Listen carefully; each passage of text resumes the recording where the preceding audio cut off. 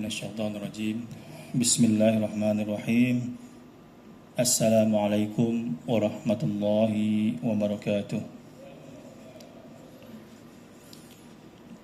Alhamdulillahi rabbil alamin wa bihi nasta'inu ala umuri dunya waddin. Wassalatu wassalamu ala asrafil anbiya'i wal mursalin wa ala alihi wa ashabihi wa man tabi'ahum bi ihsanin ila yaumiddin, amma ba'du. Rabbi shrah li sadri wa yassir li amri wahlul 'uqdatam min lisani yafqahu qawli wasaddid lisani wahdi qalbi bihaqqi sayyidina Muhammadin sallallahu alaihi wasallam. Jamaah salat zuhur yang dimuliakan Allah Subhanahu wa taala.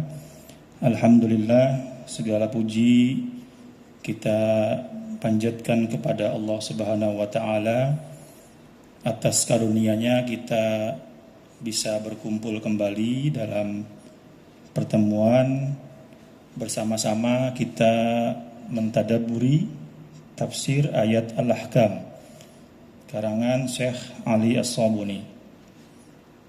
Dan pada kesempatan kali ini kita akan mencoba mentadabburi tema yang baru. Yang terakhir itu kita mentadabburi tema tentang at-tawajjuh ilal kiblat atau menghadap ke arah kiblat. Tema kali ini masih ada kaitannya seputar dengan ibadah haji atau ibadah umrah atau ibadah yang dilakukan di Masjidil Haram, yaitu tentang as-sa'yu bainas Safa wal Marwah, tentang sa'i di antara Safa dan Marwah.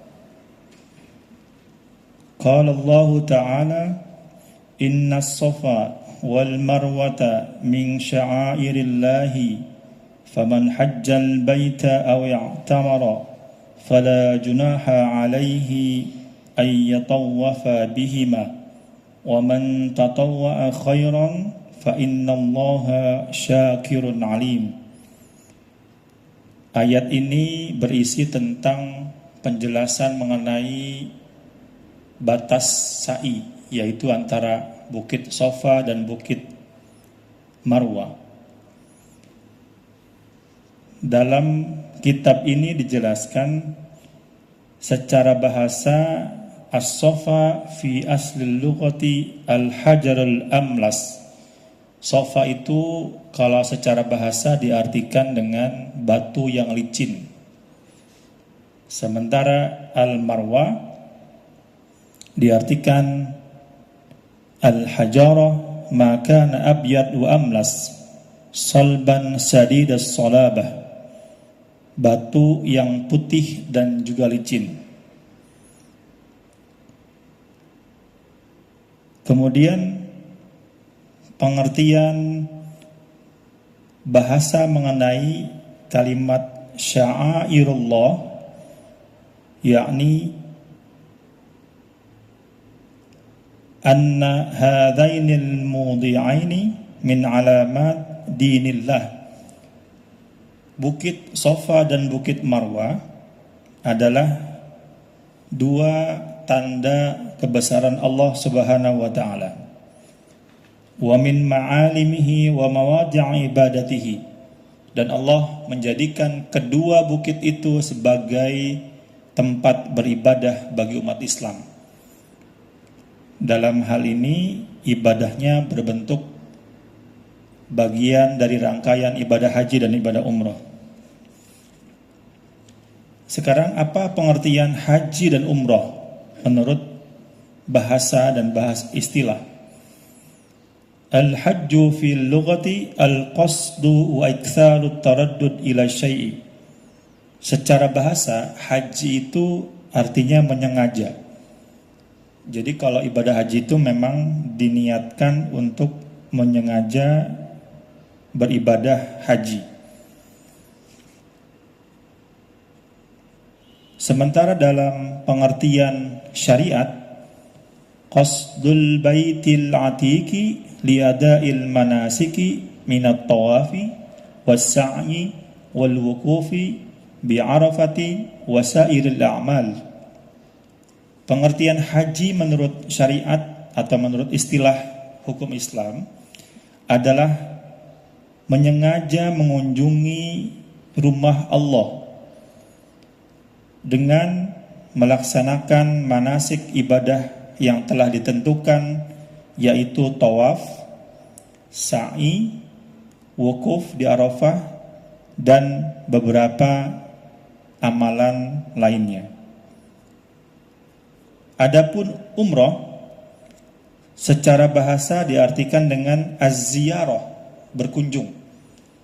Kalau bahasa Indonesianya, ziarah itu sering kita gunakan untuk mengunjungi rumah orang, atau ada juga yang digunakan untuk mendatangi makam dan mendoakan orang-orang yang telah meninggal. Ziarah. Pengertian letterlocknya, bahasa sederhananya adalah berkunjung. Ziarah itu berkunjung. Adapun istilah syariat mengenai umrah, yaitu ziyaratul baiti liadai nusukin muayyanin minat tawafi was-sa'i baina safa wal marwati wal halqi awit taqsiri. Secara istilah bahasa, secara hukum Islam, umrah itu berarti menyengaja mengunjungi rumah Allah dengan melaksanakan ibadah tertentu yang telah ditetapkan oleh Allah Subhanahu wa taala, yaitu tawaf, sa'i antara Safa dan Marwah, al-halqi, memotong sebagian kecil rambut, walaysa fil umrati wukufu bi Arafatin. Namun bedanya haji dengan umrah, dalam umrah tidak ada wukuf di Arafah. Wala mabita bimuzdalifatin, juga tidak ada mabit di Muzdalifah. Wala ramya jimarin ila akhirin ma huwa ma'rufun fil fiqhi, juga tidak ada lontar jumroh dalam ibadah umrah. Kemudian ada pengertian tentang kalimat junahun yang berarti al-mailu ilal ithmi. Arti sederhananya adalah cenderung berdosa atau cenderung berakibat dosa. Al-ma'na al-ijmal, yaqulullahu jalla thana'uhu ma ma'nahu inna safa wal marwata ayyuhal mu'minun min alamati dinillahi. Dalam surat yang tadi kita bacakan, menurut Ali As-Sabuni, penulis kitab ini, pengertian globalnya adalah kalimat itu seolah-olah Allah menyampaikan Safa dan Marwah itu adalah tanda-tanda kekuasaan Allah, min alamati dinillahi, kekuasaan Allah dalam beragama, allati ja'alaha Allah ta'ala li'ibadihi mu'liman wa musy'iran. Kenapa dibuat sebagai tanda kebesaran Allah? Agar umat Islam memahami syiar sejarah Islam. Ya'budunahu 'indaha bid-du'ai wa dzikri wa sa'iri anwa'il qurabat. Tempat yang ditetapkan oleh Allah sebagai tempat ibadah antara lain itu adalah Safa dan Marwah. Itu digunakan beribadah dengan berzikir, dengan berdoa, dan berbagai kalimat thayyibah lain, kalimat yang baik yang bisa diucapkan sepanjang melaksanakan sa'i. Kalimat sa'i biasanya inna safa wal marwata min sa'airillahi. Ada juga nanti begitu sampai ke puncak bukit Safa, nanti mendoa menghadap kiblat. Dan begitu seterusnya. Jadi ayat ini diturunkan oleh Allah Subhanahu wa taala, ada asbabun nuzulnya, ada latar belakang turunnya. Apa latar belakang turunnya ayat ini? Ada dua asbabun nuzul. Yang pertama, an Aisyah radhiyallahu anha anna Urwata bin Zubair qala laha ara'aiti qaulullahi ta'ala inna safa wal marwata min sa'airillahi faman hajjal baita aw i'tamara fala junaha alaihi ay yattawafa bihima fama ara ala ahadin junahan alla yattawafa bihima. Jadi ada kisah dari Sayyidina Aisyah. Ketika itu Urwah bin Zubair bertanya kepada Sayyidatina Aisyah, "Wahai Aisyah, bagaimana pendapatmu tentang ayat Al-Quran yang berbunyi Inna Safa wal Marwata sampai akhir ayat?" Menurut Urwah, kok saya melihatnya ayat ini justru melarang orang untuk tawaf. Kalau diterjemahkan dalam bahasa Indonesia, kalimat ini berbunyi, sesungguhnya Safa dan Marwah itu adalah bukti kekuasaan Allah. Barang siapa yang sedang berhaji atau berumroh, maka tidaklah berdosa melakukan sa'i. Nah, kalimat tidaklah berdosa itu menurut Urwah itu artinya bukan kewajiban, tetapi menjelaskan bahwa perbuatan itu hampir mendekati perbuatan yang dosa.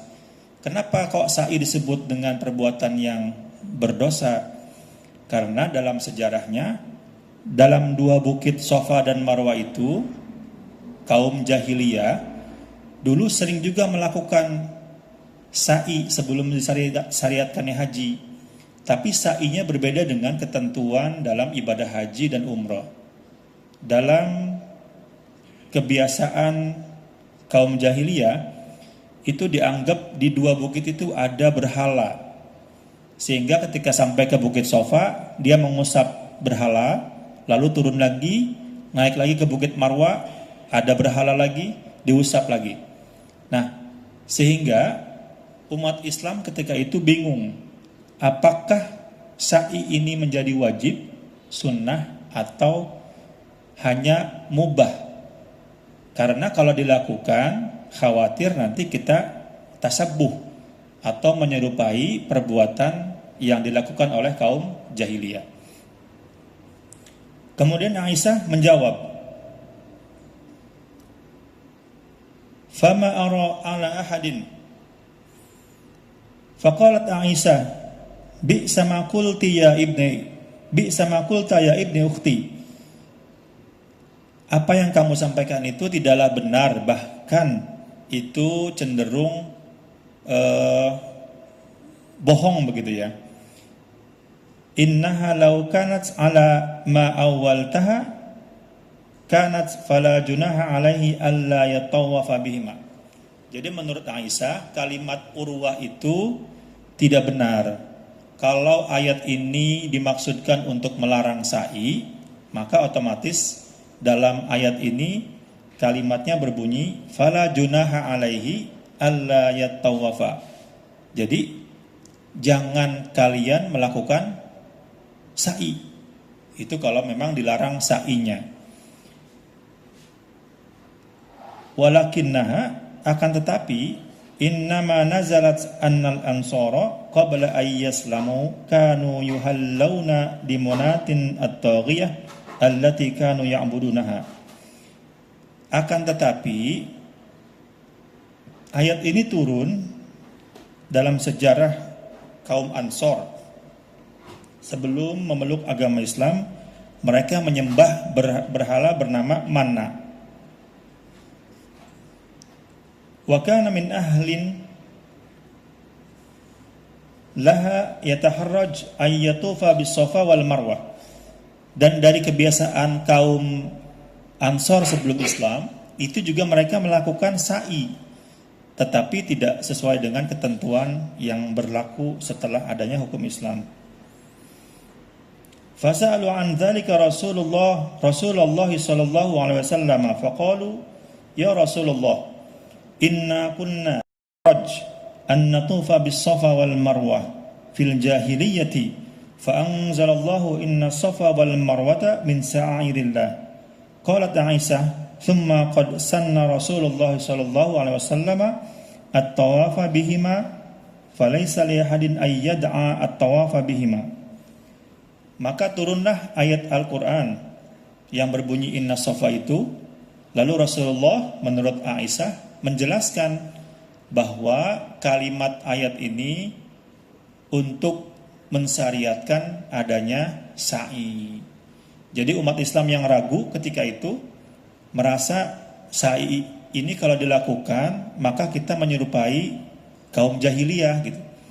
Maka ditanyalah kepada Rasulullah melalui riwayat Aisyah, "Ya Rasulullah, bagaimana dengan keadaan seperti ini? Kalau kita melakukan sa'i, maka kita sama dengan menyerupai kaum Ansar sebelum Islam." Kata Rasulullah, "Qad sanna Rasulullah sallallahu alaihi wasallam." Rasulullah telah mensunahkan at-tawafa. At-tawaf di sini maksudnya adalah as-sa'ya. Falaisa li hadin ay yad'a at-tawafa bihima. Maka orang kalau sedang berhaji atau umroh jangan meninggalkan sa'i, karena itu menjadi bagian dari rukun. Adapun hukum sa'i nanti kita bahas, di sini ada penjelasan lebih lanjut. Sebab yang kedua tentang riwayat turunnya ayat ini, akhrajal Bukhari wa Tirmidzi an Anas radhiyallahu anhu annahu su'ila 'anis safa wal marwah faqala kunna nara annahuma min amril jahiliyah falamma ja'a al-islamu amsakna anhuma fa anzalallahu inna safa wal marwata min sa'irillah. Yang kedua, ada hadis yang diriwayatkan dari Imam Al-Bukhari dan Tirmidzi. Diriwayatkan juga dari Anas radhiyallahu anhu bahwa Rasulullah ditanya tentang Safa dan Marwah. Lalu menjawab, Safa dan Marwah itu pada saat kaum jahiliyah sebelum datangnya Islam itu pernah dilakukan, dijadikan tempat untuk beribadat, menyembah berhala. Yang tadi disebutkan berhalanya bernama Manna.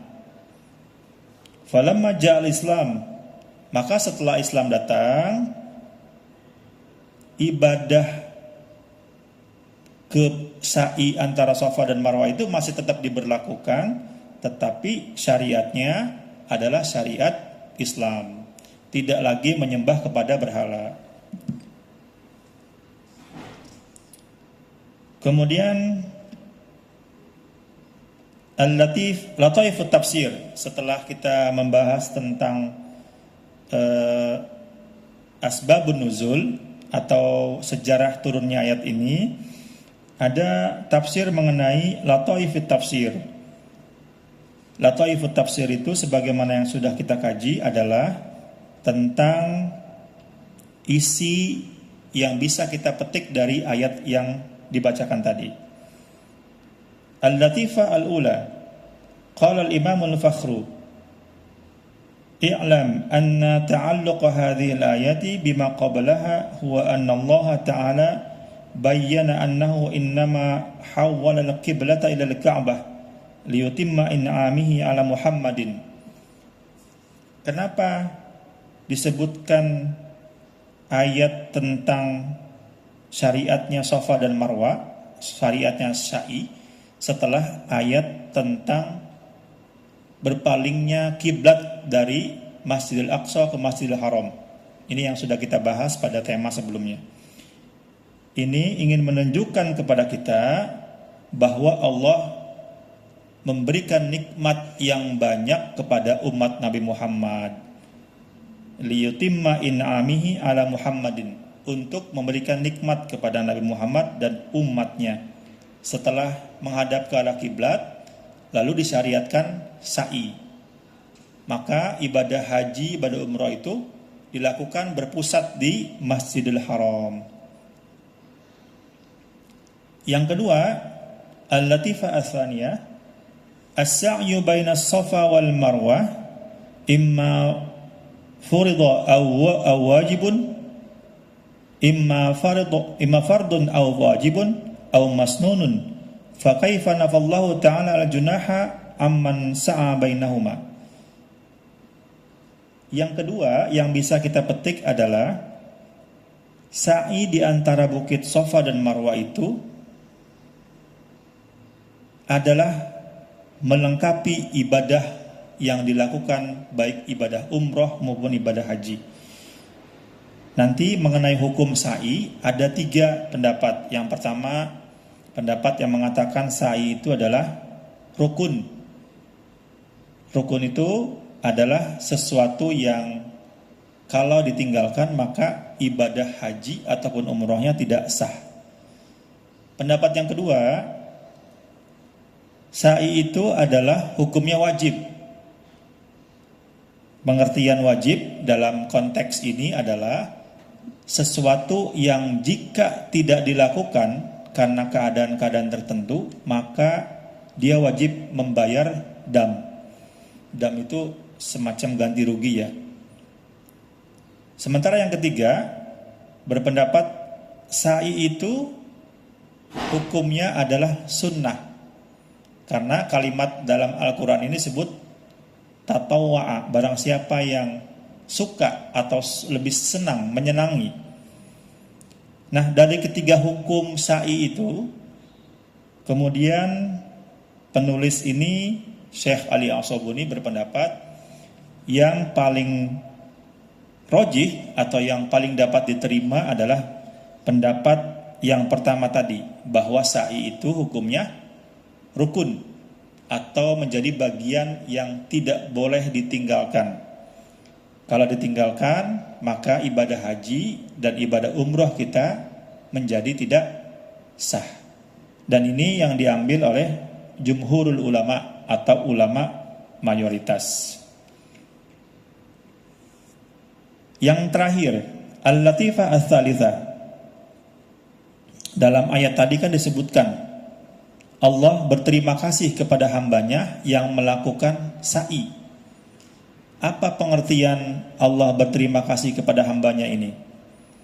Asyukru ma'nahu muqabalatun ni'mati wal ihsan. Ayat ini menunjukkan bukan berarti Allah berterima kasih kepada hambanya, makasih ya udah sa'i gitu ya. Itu adalah terima kasih itu, kalimat digunakan dalam Al-Quran itu sebagai bentuk kiasan bahwa Allah amat sangat menghargai orang atau hambanya yang melakukan sa'i. Karena sa'i itu ibadah yang memerlukan kekuatan fisik. Asyukru ma'nahu muqabalatun ni'mah wal ihsan. Memberikan rasa penghormatan juga memberikan nikmat kepada orang yang melakukan sa'i. Wa hadzal ma'na muhalun 'ala Allah. Karena terima kasih bagi Allah itu tidak sesuai gitu. Kalau Allah mengucapkan terima kasih kepada hambanya itu tidak sesuai. Tidak boleh Allah mengucapkan itu kepada hambanya. Tapi kalimat ini disebut dalam Al-Quran sebagai bentuk penghormatan Allah kepada hambanya yang telah susah payah melakukan ibadah haji maupun umroh. Idh laisa li ahadin indahu yadun wa ni'matun hatta yashkuruhu alaihi. Faqala ta'ala fa innallaha syakirun alim. Mahmulun ala thawabi wal jazai ay annahu ta'ala yuthibuhu wa la yudhi'u ajral amilin. Kalimat Allah syakirun alim itu berarti Allah akan memberikan balasan kepada orang yang melakukan ibadah haji dan umroh. Spesifiknya lagi yang melaksanakan sa'i antara Bukit Safa dan Bukit Marwah. Demikian pertemuan pada kesempatan kali ini. Dari beberapa pertemuan ini kita sering membahas tentang Masjidil Haram, kemudian tentang Ka'bah, dan sekarang tentang Safa dan Marwah. Mudah-mudahan Allah menjadikan kita hambanya yang pantas untuk berkunjung ke Baitullah, melaksanakan ibadah umrah dan juga melaksanakan ibadah haji. Amin amin ya rabbal alamin. Hadanallahu wa iyyakum. Mohon maaf apabila ada hal-hal yang kurang berkenan. Assalamualaikum warahmatullahi wabarakatuh.